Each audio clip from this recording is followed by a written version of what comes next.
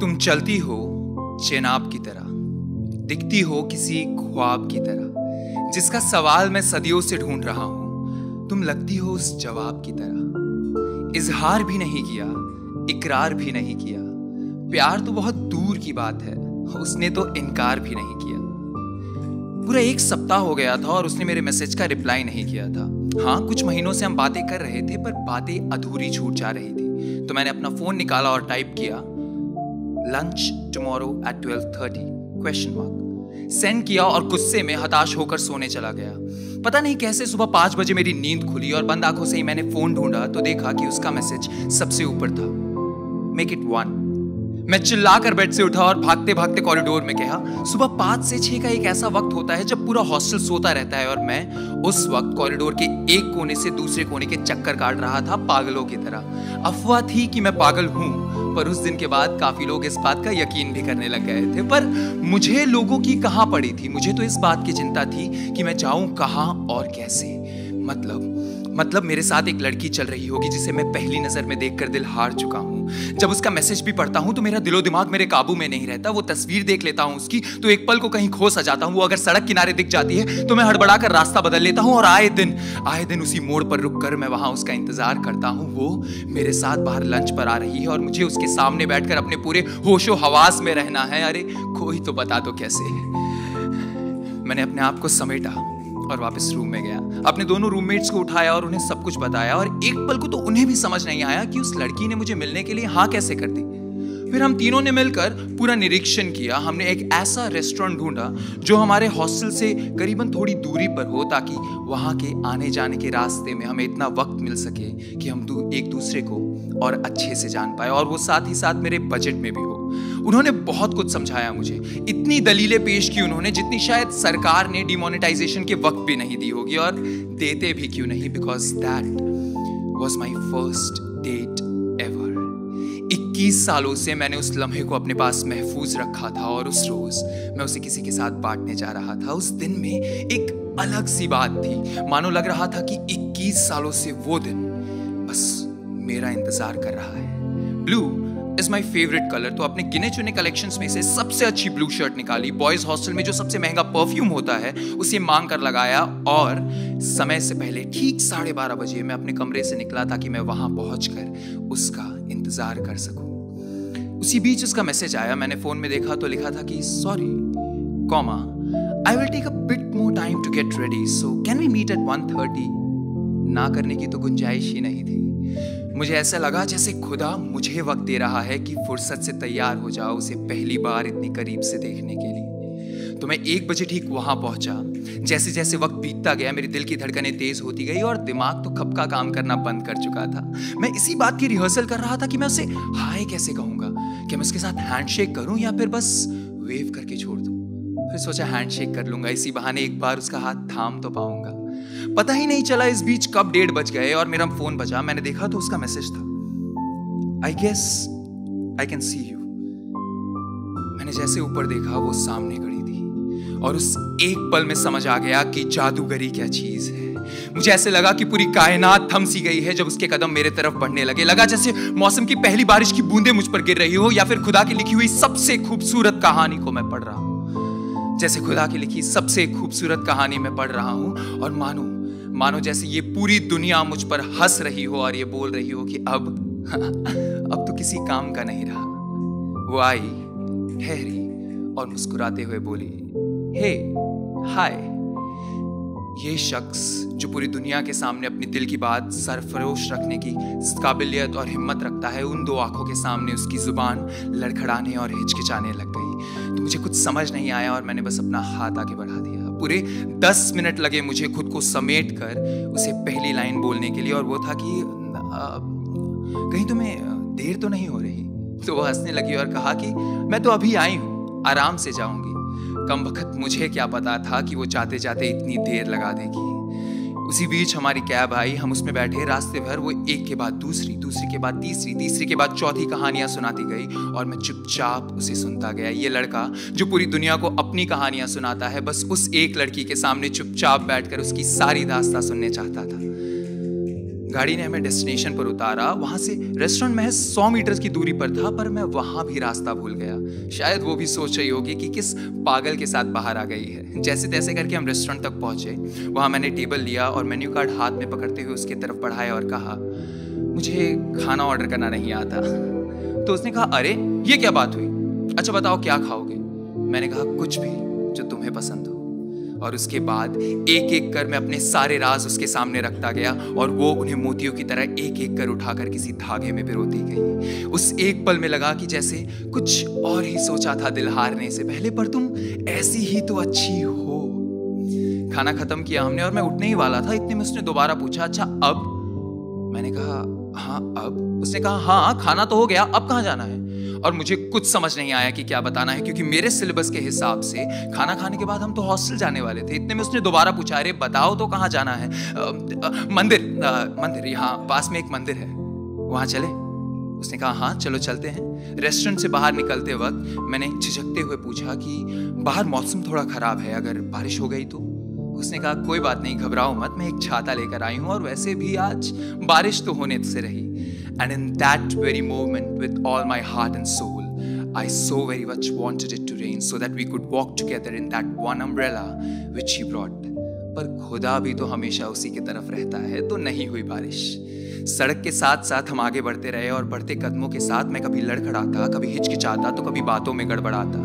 उसने मुझे बताया कि किस तरह वो अपनी घर की सबसे लाडली बेटी है, उसे क्या पसंद है, क्या नापसंद है, कैसे वो एक बार हाथी की सवारी करते हुए उस पर से गिर गई थी और कितना ही पागलपन है उसमें जो वो अब भी जीना चाहती है। और मैं लफ्ज ब लफ्ज उसकी हर एक कहानी, हर एक बात को महसूस करता रहा। मुझे पूरी उम्मीद थी कि इस मुलाकात के बाद हमारे बीच कुछ ना कुछ बात तो बन जाएगी, पर देखते ही देखते हमारी बातें होना बंद हो गई। मैं समझ गया था कि उसकी तरफ से कुछ नहीं है, पर मैं उसे एक बार बताना चाहता था कि कितनी खास है वो मेरे लिए। और मुझे समझ नहीं आ रहा था कि कैसे और कब।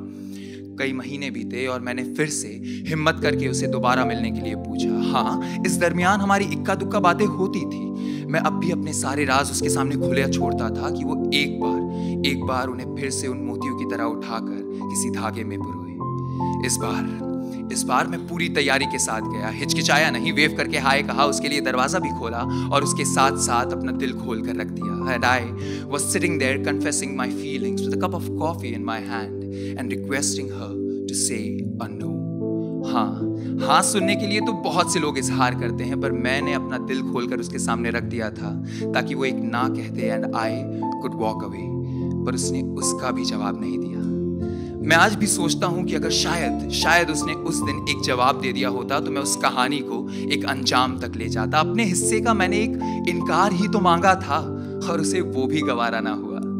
कुछ और ही सोचा था दिल हारने से पहले, पर तुम ऐसी ही तो अच्छी हो। कुछ खुद में ही तुम गुम रहती हो, मुझसे भी बातें कम कहती हो, कुछ भूल जाने की तुम्हारी आदत, कुछ बेवक्त मुस्कुराना जैसे इबादत। तुम्हारे हर झूठ में भी लगती मुझे तुम सच्ची हो। कुछ और ही सोचा था दिल हारने से पहले, पर तुम ऐसी ही तो अच्छी हो। न जाने ऐसा धोखा फिर कब होगा, हमारे मिलने का मौका फिर कब होगा। कभी तो सुनोगी मेरे पुकारने से पहले, कुछ और ही सोचा था दिल हारने से पहले, पर तुम ऐसी ही तो अच्छी हो। Thank you. इश्क दे मेरे मित्रा पहचान की, मिट जावे जदों जिद अपनौन दी। जसमीत। मुझे पता है वो अकेले में आईने के सामने अपने आप को जैज बुलाती होगी। 2 साल पहले मैं उससे पहली बार जलंधर की एक ठंडी शाम में मिला था। हाथ में चाय का एक कप लिए, सफेद पटियाला सूट और सतरंगी फुलकारी ओढ़कर अपने घर वालों के साथ खड़ी थी वो, थोड़ी ही दूर पर मुझसे। वो ना हर छोटी बात पर खुलकर हंस रही थी, बिना किसी रोक टोक, बिना किसी बंदिश या वादे के, बिल्कुल जिंदगी की तरह। एक पल को हमारी नजरें मिली और मैं घबरा कर घड़ी की तरफ देखने लग गया। मुझे एहसास हुआ कि देर हो रही है मुझे, अगर अब नहीं निकला ना तो फ्लाइट छूट जाएगी। बेमन से मैंने गाड़ी बुलाई और निकलते वक्त एक आखिरी बार खिड़की के कांच से मैंने उसे दोबारा देखा। वो अब भी खुलकर हंस रही थी, पर इस बार हमारी नजरें नहीं मिली। नहीं बता पाया मैं उससे अपने बारे, नहीं पूछ पाया मैं उससे उसके ख्वाब। Jazz, Jasmeet, jazz. यार यही तो होना चाहिए ना उसका नाम। ये तो वही थी, इश्क ते मेरे मित्रा पहचान की, मिट जावे जदो जिद अपनौन दी। नमस्ते लंदन में सुनी थी मैंने ये लाइंस पहली बार, बहुत अच्छी लगती है मुझे और अक्सर इन्हें सुनता रहता हूं, पर कभी उनका मतलब जानने की कोशिश नहीं की। लेकिन उस दिन जब मैंने उसे देखा ना, तो मुझे लगा कि शायद यही तो है वो मतलब। दरअसल मेरे साथ ऐसी मुलाकातें अक्सर होती रहती है। जब मैं क्लास 1 में था तो साल शुरू होते साथ ही हमारी क्लास टीचर स्कूल छोड़कर चली गई और उनकी जगह लेने आई मिस सूजन। छोटे छोटे घुंघराले बाल थे उनके, चश्मा पहनती थी और इंग्लिश इतनी फास्ट बोलती थी कि हमें कभी कुछ समझ ही नहीं आता था। पर जब भी वो मेरा नाम लेती या मेरा रोल नंबर पुकारती ना, तो मेरी दिल की धड़कनें बहुत जोरों से धड़कने लग जाती। उन्हें इंप्रेस करने के लिए मैं हर रोज स्कूल के गार्डन से ही फूल तोड़कर उन्हें जाकर देता। हमेशा उनकी सारी बातें मानता था। फिर एक दिन जब मैं उनके क्लास में होमवर्क करके नहीं गया तो पूरी क्लास के सामने उन्होंने डांटा मुझे। बहुत खराब लगा था। घर आकर बहुत रोया मैं। मां पूछती रह गई लेकिन मैंने उन्हें भी नहीं बताया। मगर उस दिन के बाद से दोबारा मैंने उनकी क्लास में कभी कोई गलती नहीं की। In fact I became her favourite student. जब साल खत्म हुआ and on the last day everyone was leaving, she walked up to me and said, holding my cheeks, that Aman Baba, always be the good person you are, and trust me, till date I remember her words and try my best to follow them. वो ना हूबहू miss Braganza थी, कुछ कुछ होता है वाली, बिल्कुल वैसी ही थी मेरे लिए। और वो हमेशा मुझे बाबा कहकर बुलाती थी। अब मेरा नाम है ही इतना बड़ा यार, अमनदीप सिंह।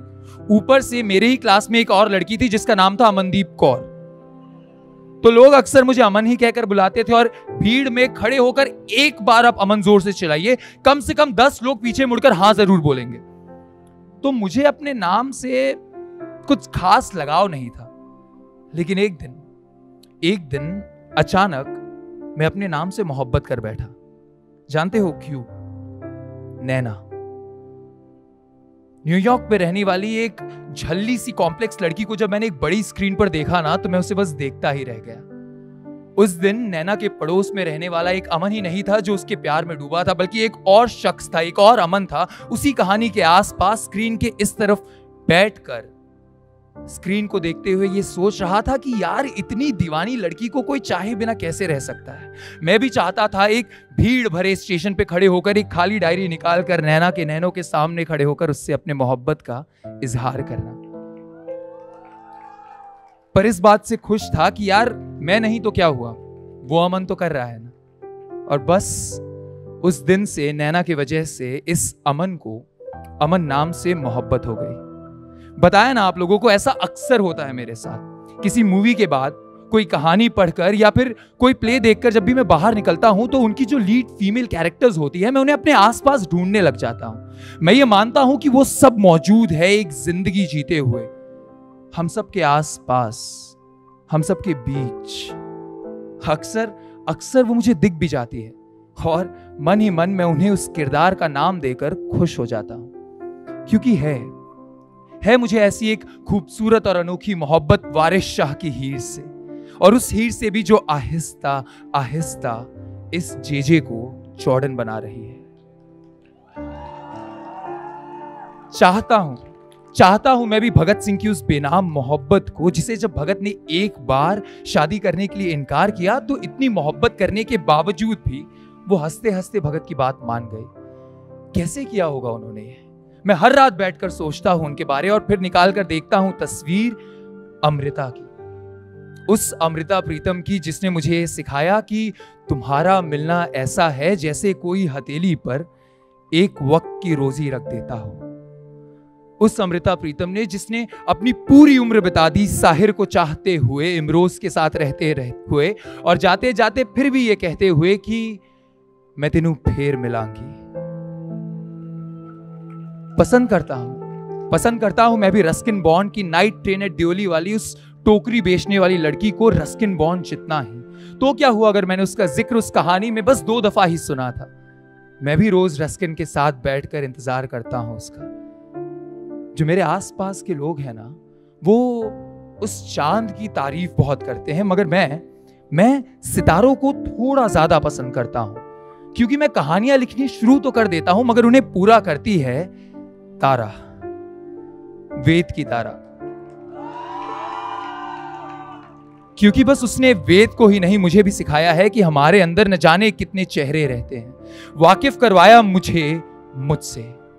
मैं हर रात बैठकर ढूंढता हूं उसे, अपनी उस तारा को सितारों में। वो चांद की तरह अमावस की रात मुझे छोड़कर अकेला कहीं गायब नहीं हो जाती, हमेशा रहती है सितारों में। तारा तारा तारा। ऐसे ही मिलता हूं मैं रोज किसी अमृता, किसी हीर तो किसी नैना से, और बस मुस्कुराकर खुश हो जाता हूं कि वो सब मौजूद है यहीं कहीं आसपास, अपनी एक मोहब्बत जीते हुए।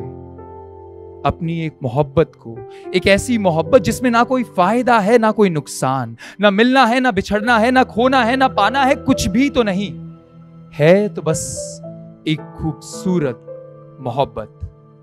तो अगली बार अगर मैं आकर आपसे मिलूं और गलती से मैं आपको किसी और के नाम से बुलाऊं, तो बस ये समझ जाना कि मैं आप में किसी एक कलाकार की पूरी कल्पना को एक साथ उमड़ते हुए देख रहा हूं।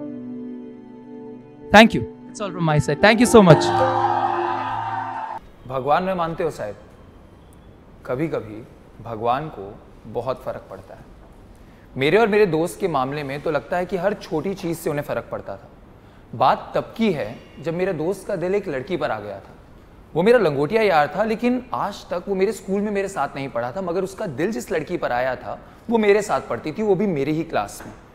हमारा हमेशा से एक नियम होता था कि हम कोशिश करेंगे, कोशिश करना हमारा हक है, और सफलता और असफलता तो बस उस ऊपर वाले के हाथ में है।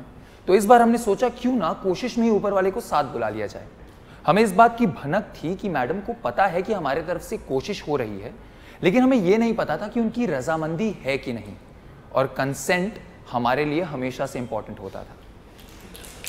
तो हमने सोचा एक काम करते हैं, एक खत लिखा जाएगा जिसमें हमारे दोस्त की सारी इच्छाएं, उसकी ख्वाहिशें, उसका प्यार का इजहार हुआ जाएगा, और फिर हम उस मैडम को जाकर वो खत दे देंगे, और फिर उनसे पूछा जाएगा कि अगर आपकी अनुमति हो तो इस कहानी को आगे बढ़ाया जाए। तो खत देने का पहला तरीका यह था कि हम चुपचाप वो खत उठाते, मैं अपने पास लेता और स्कूल में जाकर अपनी क्लास में उसे दे देता। लेकिन इसमें मोहब्बत में शिद्दत नजर कहां आ रही है? तो किसी एक ने कहा कि एक काम करो, तुम भगवान का सहारा लो। 2 दिनों बाद जन्माष्टमी की रात थी, और सुना था कि वो अपने घर वालों के साथ एक मंदिर में रहती है रात भर। तो एक काम करो, तुम रात में उस मंदिर में जाओ और वहां से वो खत दे दो। अब इस मंदिर की बात यह थी कि ये मंदिर हमारे घर से 35 किलोमीटर दूर था। वहां जाना अपने में ही एक जंग थी, मगर यही तो वक्त था उसे इंप्रेस करने का।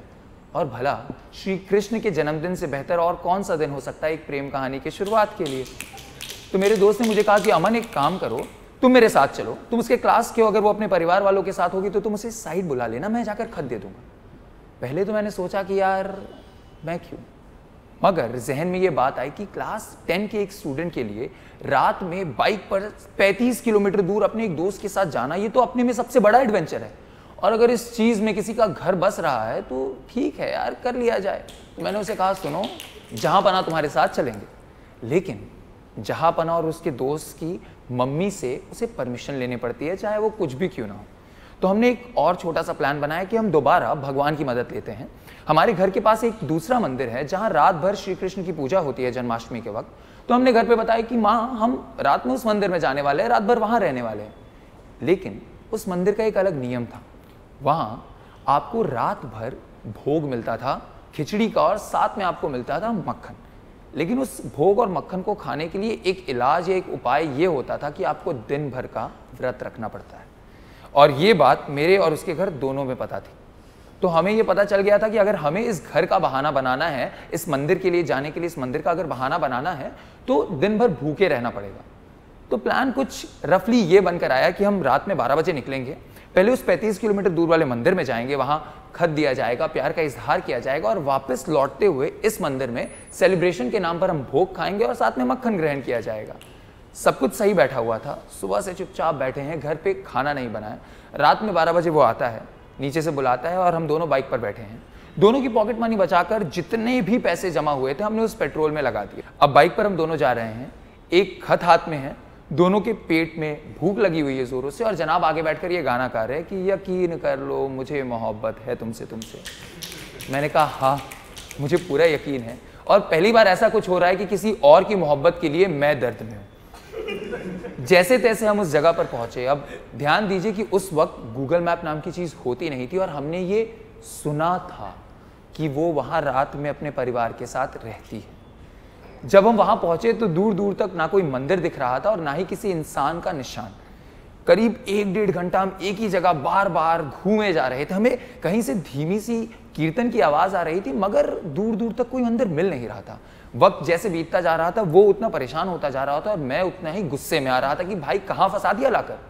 आखिर में 1:15 के बजे कहीं हमें 1-2 लोग मिले, तो हमने उनसे पूछा कि जनाब यहाँ कोई आसपास मंदिर है? तो उनका रिएक्शन यह है कि अच्छा यहाँ मंदिर भी है। इस बात के साथ मैंने उसे कहा कि सुनो, गाड़ी का पेट्रोल देखो, अब बस इतना ही पेट्रोल है कि हम वापस जा सकते हैं, और उस मंदिर में भी जाना है, वहां भोग खाना है। यार पेट में दर्द हो रहा है। तो हमने निर्णय लिया कि चलो अब वापस चलते हैं।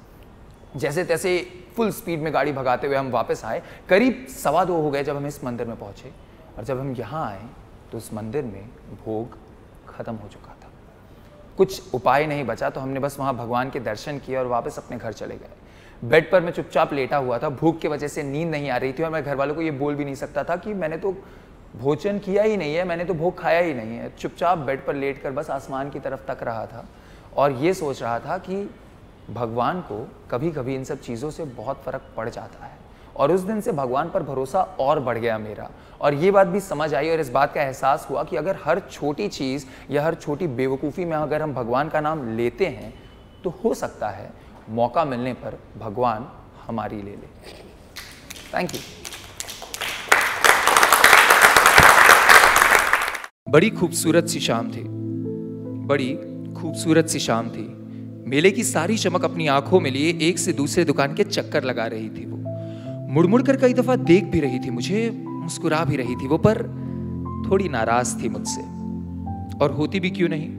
देर जो कर दी थी मैंने आने में, सिर्फ उस शाम मेले में ही नहीं बल्कि उसकी जिंदगी में भी। अगले सप्ताह उसके बाबूजी उसकी सगाई करा रहे थे, और फिर जैसे ही वो मिठाई वाली दुकान से भागकर निकलने ही वाली थी कि मैं उसके पास जाकर खड़ा हो गया और बोला, क्या हुआ? क्या आप बात भी नहीं करोगी मुझसे? क्यों करूं बात?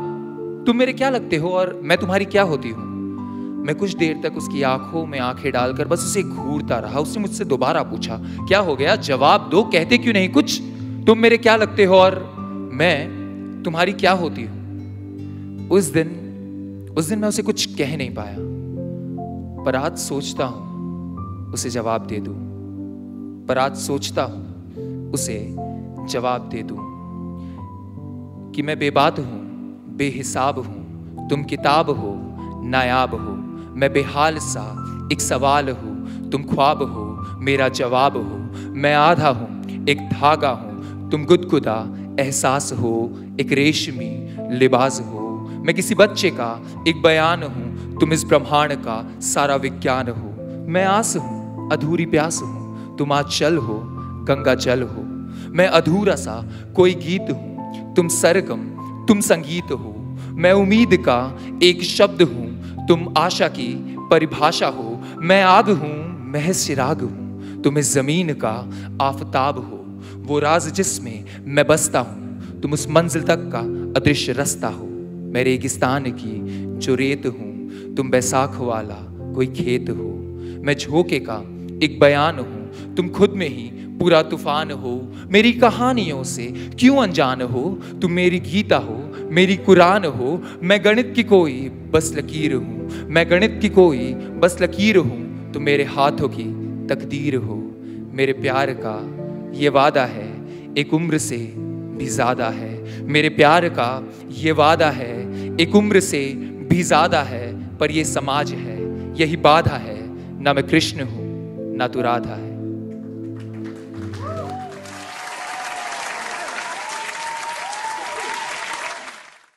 सुबह होने को थी। रात बस छत को देखते हुए गुजारी थी।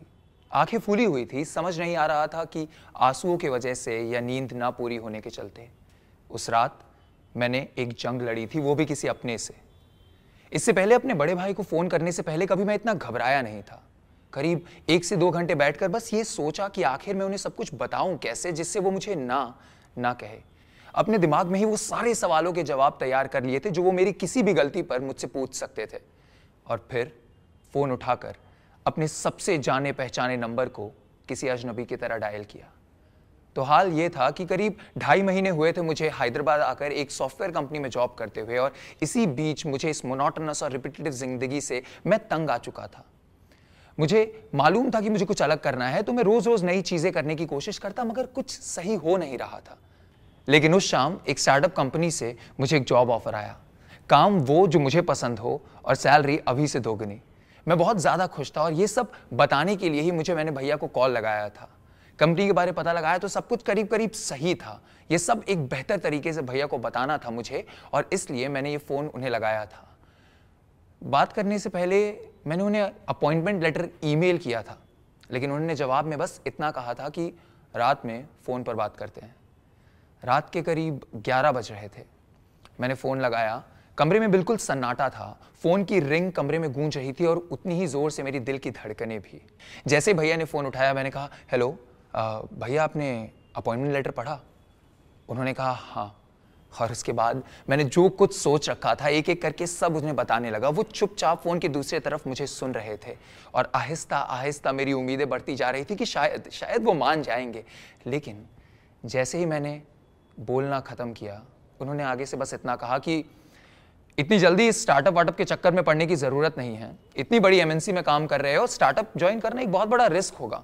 वैसे भी वीकेंड्स पे तुम ओपन माइक और इवेंट्स तो करते ही हो, तो वो करते रहो। लेकिन फोन के इस तरफ मैं उनकी बात को नजरअंदाज करते हुए दोबारा मैंने उन्हें समझाने की कोशिश की। मैं बार बार उन्हें समझाने की कोशिश कर रहा था, लेकिन इस बार वो सुनने को भी तैयार नहीं थे। वो बस एक ही बात पर अड़े हुए थे कि क्यों, इतनी जल्दी क्या है तुम्हें जॉब छोड़ने की? जो काम मिल रहा है ऑफिस पर, उस पर ध्यान दो, वही करते रहो। लेकिन मेरा मन तो आखिर वहीं पर लगा हुआ था। बातों ही बातों में मैंने उन्हें दोबारा समझाने की कोशिश की, और न जाने कैसे इस बार मेरी आंखों से आंसू आ गए।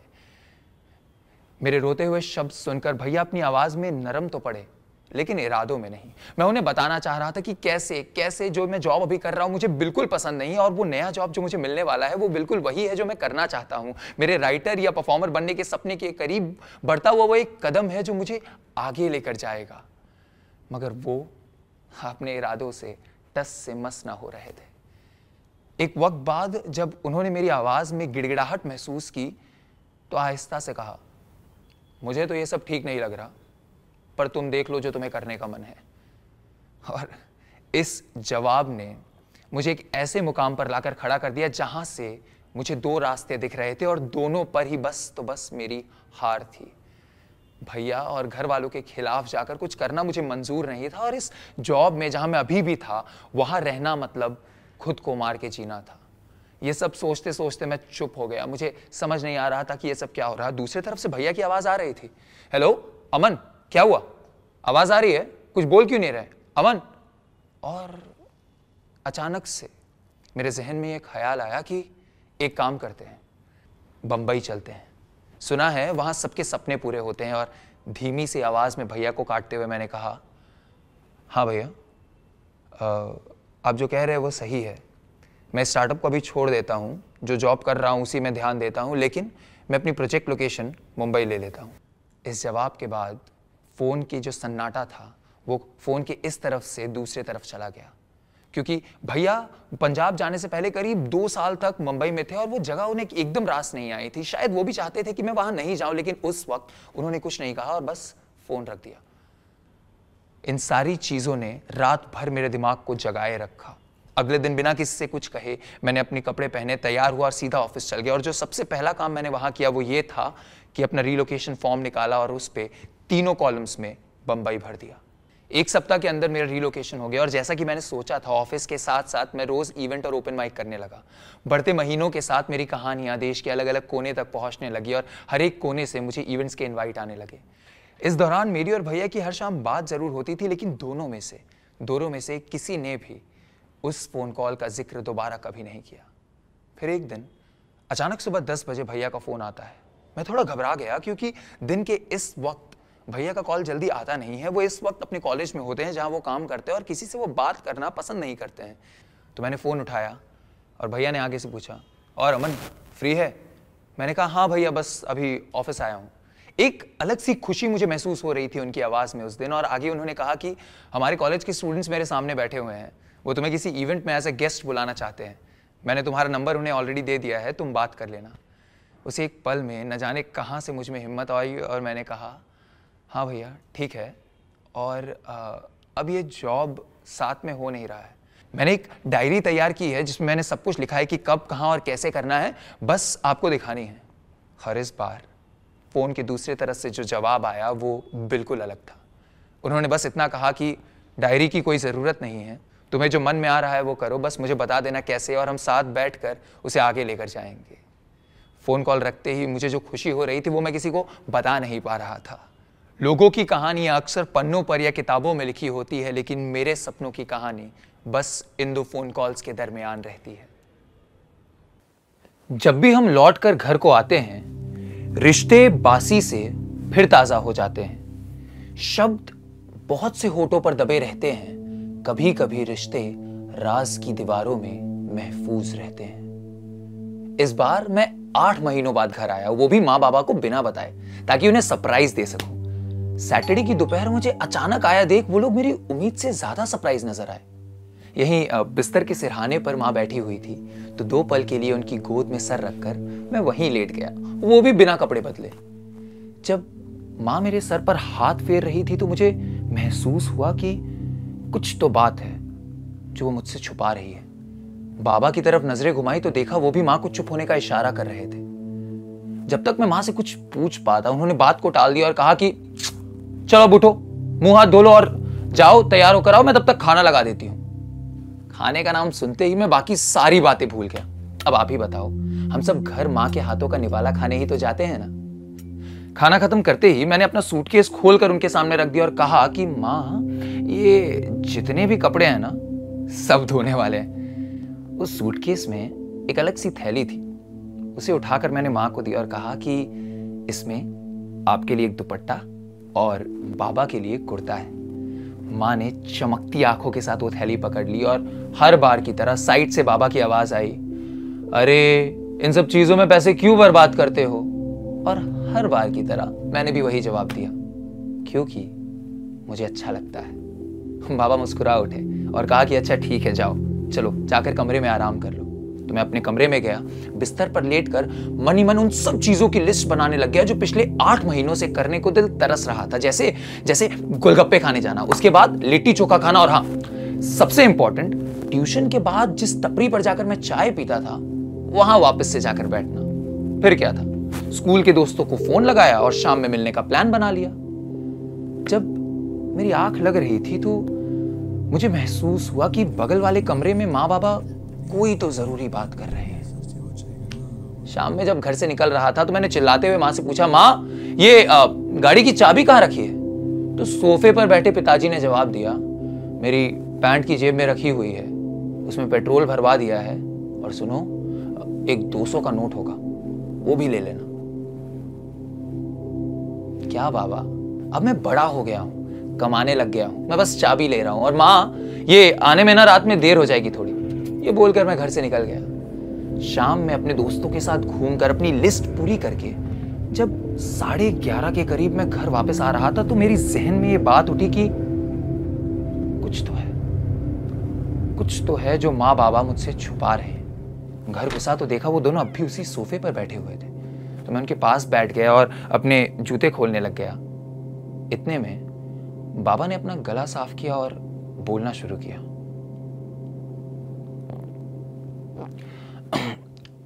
दरअसल बेटा, पिछले कुछ दिनों से तुम्हारी माँ की तबीयत खराब चल रही है। हमने डॉक्टर को दिखाया तो डॉक्टर ने कहा कि उनके पेट में स्टोन्स हैं, ऑपरेशन करना पड़ेगा। ऑपरेशन की डेट भी दे दी है, इसी वीक में है। ये बात सुनकर मुझे ऐसा लगा जैसे चारों तरफ से अंधेरे ने मुझे घेर लिया हो। मुझे समझ में नहीं आ रहा था, लगा जैसे किसी ने वक्त को जबरन रोक दिया हो। उदासी, मायूसी, डर ने मुझे घेर लिया और मैं अपने खोखलेपन में चिल्ला उठा कि अरे आपने बताया क्यों नहीं पहले? छुपाया क्यों मुझसे? कुछ देर की खामोशी के बाद माँ ने कहा, तुम इतने दिनों बाद घर आए हो बेटा। हम नहीं चाहते थे कि तुम आते साथ इन सब बातों में उलझ कर परेशान हो जाओ। तुम्हारा सरप्राइज थोड़ी खराब करना था। वैसे भी छोटा सा ऑपरेशन है, बस कुछ ही दिनों की तो बात है।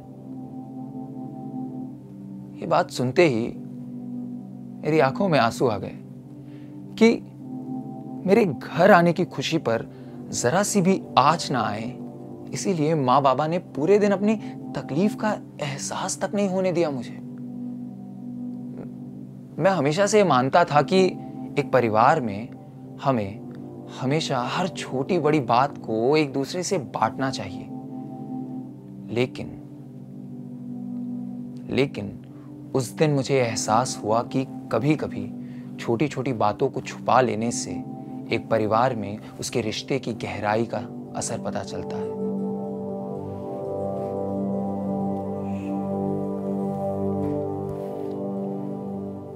ये जो रास्ते बदल बदल कर चल रहे हो, दुनिया तक तो ठीक था, अब क्या खुद से भी डर रहे हो?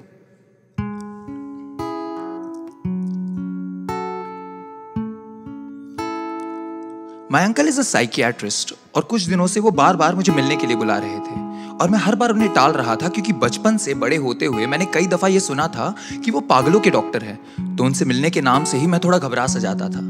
पर जब 4th ईयर में मेरी प्लेसमेंट हो गई तो मैंने सोचा कि चलो एक बार जाकर देखते तो हैं कि आखिरकार वो मुझे बुला क्यों रहे हैं। तो मैंने उन्हें फोन किया कि हेलो अंकल, मैं 1-2 दिनों के लिए आपके पास रहने आ रहा हूँ। इस बात से उनकी आवाज में मुझे एक अलग सी खुशी महसूस हुई और उन 1-2 दिनों में मुझे ये समझ में आ गया कि हमारे इन हसीन मुस्कुराते चेहरों के पीछे कई राज छुपे हैं। वो राज जो हमें अंदर से खोखला कर देते हैं। हाँ, हम अक्सर मेंटल इलनेस को अपने अंदर की एक कमजोरी मानकर उसे खुद में ही दबा लेने की कोशिश करते हैं और ये नहीं समझ पाते हैं कि अगर हम उसे किसी के साथ बांट ले तो वो हमारी और उनकी सबसे बड़ी ताकत बन सकती है। उस दिन मैं अंकल को उनके क्लिनिक तक छोड़ने गया क्योंकि उनका ड्राइवर छुट्टी पर था। वहां मैंने लोगों की एक लंबी सी कतार को उनका इंतजार करते हुए देखा और मुझे ये समझ आया कि मानसिक रोग सिर्फ 1-2 लोगों तक सीमित नहीं है, लेकिन फिर भी न जाने क्यों हम उसके बारे बात करने से घबराते हैं। शाम में जब अंकल घर वापस आए तो मैं डाइनिंग टेबल पर उनका इंतजार कर रहा था। उन्हें आता देख आंटी ने खाना तैयार कर दिया। अंकल जब वॉशरूम से फ्रेश होकर टेबल की तरफ चल रहे थे तो उनका ध्यान राइट साइड वाली दीवार के एक फ्रेम पर गया। वो थोड़ा टेढ़ा हो गया था। उन्होंने उस फ्रेम को सीधा किया, मेरी तरफ देखकर मुस्कुराए। मैंने भी उन्हें देखते हुए मुस्कुराया और जब फ्रेम पर ध्यान दिया तो देखा कि उस पर लिखा हुआ था, we are all gifted. Uncle मेरे पास आकर बैठ गए। हमने खाना खाना शुरू किया। मैंने उनसे पूछा कि अंकल आपका दिन कैसा रहा? उन्होंने एक धीमी सी मुस्कान के साथ कहा कि थोड़ा हेक्टिक था, पर मुझे खुशी है कि मैं लोगों की मदद कर पा रहा हूँ। और वो आगे कहने लगे कि पता है अमन, एक बार एक 16 साल के लड़के को लेकर उसके माँ बाप मेरे पास आए थे। वो बता रहे थे कि कई दिनों से ना ही उनका बेटा किसी से कुछ बात करता है और ना ही कुछ कहता है। अक्सर वो अपने आप को एक कमरे में घंटों तक बंद रखता है। ये बात सुनते ही न जाने मुझे क्या हुआ, इस एक पल में मैंने उस 16 साल के लड़के को अपने अंदर महसूस किया हो मानो, और मैं बड़बड़ाने लगा कि पता है अंकल, पता है उस वक्त में मुझे लग रहा था कि शायद कोई मुझसे बात नहीं करना चाहता है। एक एक कर दुनिया से, लोगों से, भगवान से और खुद से भरोसा उठता जा रहा था मेरा। मेरे अंदर की मायूसी और उदासी मुझे अंदर ही जकड़े जा रही थी, जैसे कोई एक शैतान मेरे ही अंदर रहकर मेरे ही शरीर पर पल रहा हो और मेरी हिम्मत भी नहीं थी कि मैं उसके बारे किसी को बताऊं। ये सुनते ही अंकल ने मुझे शांत किया और कहा, बेटा ये सब कब और कैसे? मैंने खुद को संभाला और बताया कि अंकल कुछ महीनों पहले की बात है, जब मेरी जिंदगी में सब अजीबो गरीब सा चल रहा था। मैं जो भी सोच रहा था सब उससे उल्टा ही हो रहा था। आए दिन मेरे कॉलेज में नई कंपनीज आ रही थी, लेकिन फिर भी मैं प्लेस नहीं हो पा रहा था। फिर मैंने हिम्मत करके अपने एक करीबी दोस्त को अपने दिल की सारी कश्मकश बताई।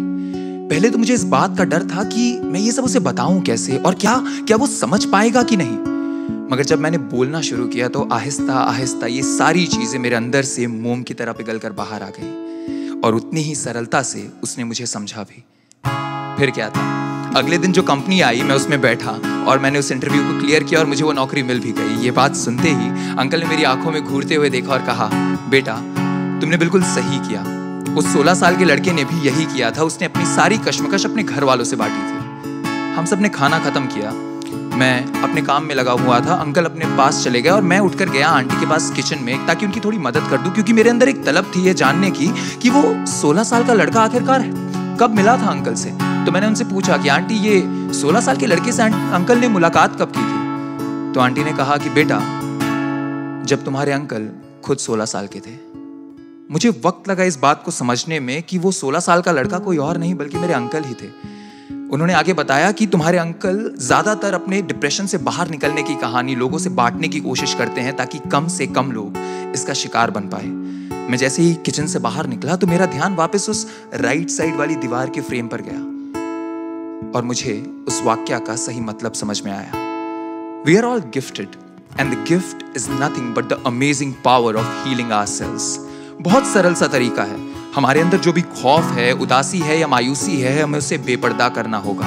मानसिक रोग किसी के साथ भी हो सकता है, जरूरत है उसे अपने अंदर से बाहर निकाल फेंकने की। और अगर जरूरत पड़े तो हमें डॉक्टर या साइकियाट्रिस्ट की मदद भी लेनी चाहिए, या अपने घर वालों को जाकर सब बताना चाहिए, क्योंकि यही उसका इलाज है। हम सब किसी एक तोहफे की तरह है, और एक तोहफे की सही अहमियत तभी मालूम होती है जब उसके कवर को हटाया जाता है। अगर हमें अपने अंदर की खूबसूरती देखनी है तो ये मानसिक रोग का साया जो हमें चारों तरफ से घेरे हुए है ना, उसे शब्दों के खंजर से बेपर्दा करना होगा, उसे कुरेदना होगा। मैंने किया है, आगे भी करता रहूंगा, आप भी करें।